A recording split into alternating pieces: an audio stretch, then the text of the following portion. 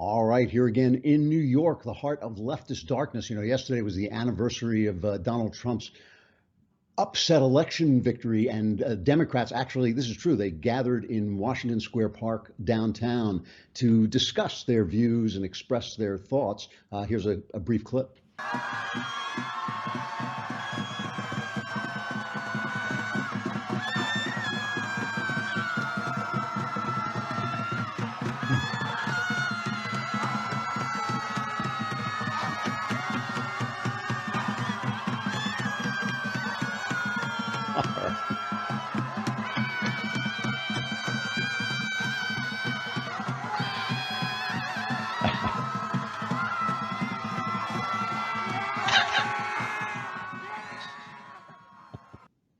I wanted, I wanted to play the entire 45 minutes of that, but they said that wasn't exactly a show. But I thought they actually put out the logic of leftism quite cleverly. The numbers from yesterday's election. This is really interesting because everybody was not saying what I was saying, but the numbers have come in, and the people who know how to read the numbers from yesterday's election actually did say much more what I said. The thing that was really interesting to me is they said there is now this coalition. The Democrats are basically now rich white suburbanites and minorities. Okay, so what's interesting to me about that is you have rich white suburbanites who are basically going to be married and have children, but they support the sexual libertinism that makes minorities' lives a living hell, right? They're the people who have jobs, but they support the kind of welfare that causes dependency. The rich white suburbanites are the people who have bourgeois values, but if you tell them minorities ought to have bourgeois values too, they think that's terribly racist. And their rich white suburbanites tend to rely on their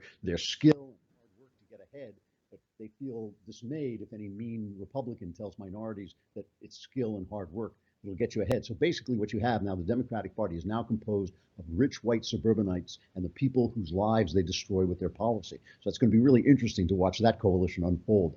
We have a excellent interview today with Monse Alvarado, who is the executive director of the Beckett Fund, which you've never heard of, but which is called God's ACLU, because basically what it does is they go out and they fight for religious freedom wherever they find it under the gun. And it's really interesting what she had to say about the Obama administration in that regard. And yesterday was Bram Stoker's birthday, so we'll talk about Dracula.